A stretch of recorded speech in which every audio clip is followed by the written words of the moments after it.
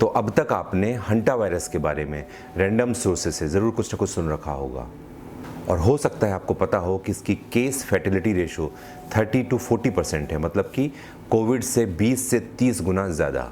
अब कोविड में हमने पूरी दुनिया के हेल्थ सिस्टम को कोलैप्स होते हुए देखा है, अपनों को खोया है, तो थोड़ा डर तो है। तो हम इंडियन डॉक्टर्स इसको कैसे देख रहे हैं?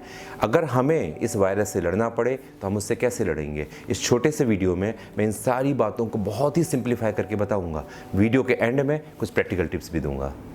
हाय, मेरा नाम है डॉक्टर आशुतोष, मैं एक चाइल्ड स्पेशलिस्ट हूँ। इस चैनल का पर्पज़ ये जो सोशल मीडिया में इतनी सारी मिस इन्फॉर्मेशन है या फिर जिस ढंग से over dramatic AI generated videos के माध्यम से आपको बीमारियों को या फिर उसके इलाज को बताया जाता है या गलत ढंग से पेश किया जाता है या फिर छोटे छोटे शॉर्ट्स बनाकर जैसे झूला छाप डॉक्टर्स होते हैं ना, उसकी तरह से आपको मिरेकल मेडिसिन बेची जाती है। उस मेडिसिन को, उस वीडियो को डिकोड करना है और चीज़ों को सिंप्लीफाई करना है।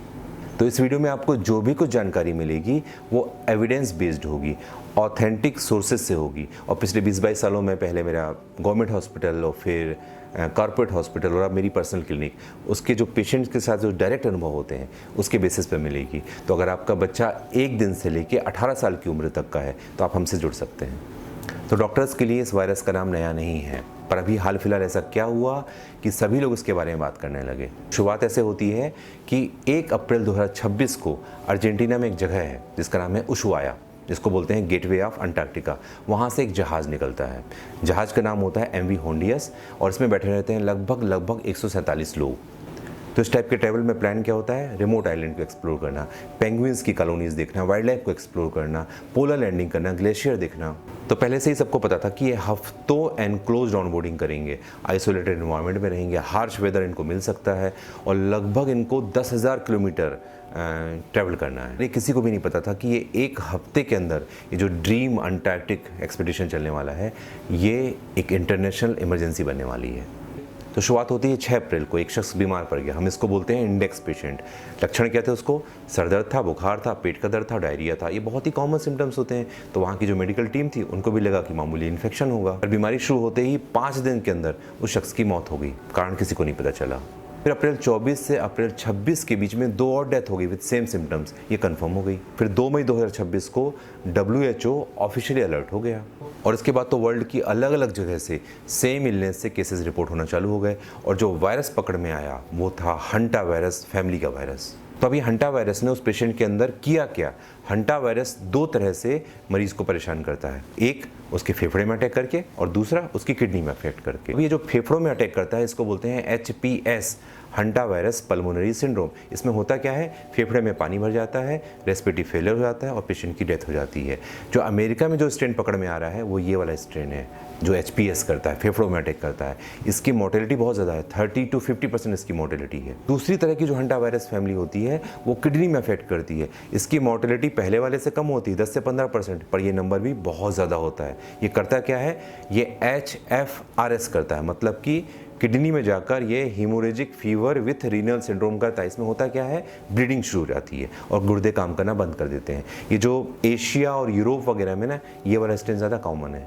सवाल ये उठता है कि वायरस हमारे अंदर घुसा कैसे? देखो, कहानी जो मरीज़ लेकर आते हैं वो बहुत छोटी सी होती है। 5-6 दिन पहले एक हेल्दी यंग मैन जाता है अपने फार्म हाउस में या अपने गैराज में जाता है और उसकी सफाई करता है।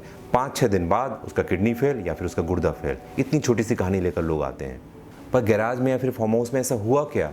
देखो, कुछ चूहों में और चूहों की कुछ प्रजातियों में ये हंटा वायरस नेचुरल तरीके से रहता है। जब ये सुसु करते हैं, पॉटी करते हैं, उनका सलाइवा निकलता है तो ये वायरस भी साथ में शेड होता रहता है। ये बाहर निकलकर धूल में मिल जाता है और ड्राई पड़ा रहता है। कोई इंसान आता है, उसको साफ़ करने की कोशिश करता है तो ये धूल के माध्यम से आपके अंदर प्रवेश कर जाते हैं और सारी बीमारी की शुरुआत हो जाती है। ये कुछ चूहों की फ़ोटो हैं जो ऐसे वायरस कैरी करती हैं। जैसे ये है डियर माउस, ये हमारे घरेलू चूहे जैसे दिखाई देता है। दूसरा ये है कॉटन माउस, ये थोड़ा सा फरी सा होता है। यह है राइस रेट, ये भी लगभग वैसे ही दिखता है, थोड़ा सा लंबा होता है। ये होता है वाइट फुटेड माउथ, इसके जो पैर होते हैं तुम देखना, इसको देखो, ये थोड़े वाइट टाइप के हैं। एक होता है ब्लैक वोल, ये बिल्कुल घरेलू चूहा जैसा दिखता है। एक होता है स्ट्रिप्ड फील्ड माउस, ये जो ऊपर जो है ना इसके ऊपर एक धारी सी बनी होती है। चूहों को देखकर वैसी हालत ख़राब हो जाती है। अब उस चूहों को देखना, उसको पहचानना कि उसके ऊपर धारी है कि नहीं, उसके पैर सफ़ेद हैं कि नहीं, वो झबरीला है कि नहीं है, इससे बेटर ये होगा कि कुछ आसान से स्टेप्स मैं बता रहा हूँ, उसको फॉलो कर लेना। जब भी आप कुछ ऐसी जगह की सफाई करने जाओ जो कि बहुत दिनों से बंद पड़ी हुई है, जहाँ चूहे होने की आशंका ज़्यादा होती है, जैसे कि कोई किचन का एरिया जो बहुत दिनों से बंद पड़ा हुआ हो, या पुराना मकान, गैराज, फार्म हाउस, या फिर कोई स्टोर रूम, जब भी आप इनकी सफाई करने जाओ तो इन स्टेप्स को फॉलो कर लेना जो मैं आपको बताने वाला हूँ। बहुत ही आसान सी स्टेप्स हैं। इस बीमारी में मॉर्टेलिटी बहुत ज़्यादा है, 30 से 50%, लेकिन इसका बचाव इतना आसान है कि अगर आपने ये स्टेप्स हमेशा फॉलो करी तो ये इन्फेक्शन कभी भी आपको नहीं लगेगा। ये स्टेप्स क्या क्या हैं अभी बताता हूँ मैं। देखो, स्टेप नंबर 1, जब भी सफाई करने जाओ तो लगभग 30 मिनट, आधे घंटे पहले उस जगह को वेंटिलेट कर दो, उसको खोल के रख दो, बंद जगह पे सफाई नहीं करनी है। दूसरी स्टेप, जब भी आप सफाई करने जाओ तो हाथों में ग्लव्स पहन लो डिस्पोजेबल, और एक डिस्पोजेबल मास्क लगा लो।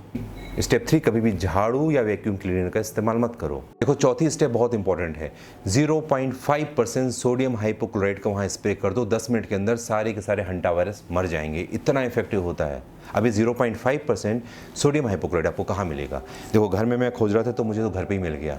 ये 2 बॉटल मुझे मिली। पहली है हार्पिक का वाइट एंड स्नो, इन्होंने ना मुझे स्पॉन्सर्ड किया है और ना ही मैं इसको कोई ऐड कर रहा हूँ ना। तो हार्पिक स्नो, इसमें मैंने देखा तो इसमें ऑलरेडी सोडियम हाइपोक्लोराइड है 0.5%। आप इसको ऐसे का ऐसे, ये बिल्कुल हो गया हंटा वायरस आपके पास मेडिसिन। ये आप 0.5% इसको लिया, किसी स्प्रे बॉटल में भरा और वहाँ पे स्प्रे कर दिया, ये आपका बना बनाया मिल गया। और ये जो रिन आला है, इसमें भी सोडियम हाइपोक्लोराइड है, पर ये 4% है, ये बहुत ज़्यादा है, कॉन्सेंट्रेटेड है। तो इसको डाइल्यूट कर लेना, एक हिस्सा ले लेना रिन आला का और लगभग 8 या 9 हिस्से ले लेना पानी के, इसको डाइल्यूट कर लेना, तो लगभग उतना ही बन जाएगा।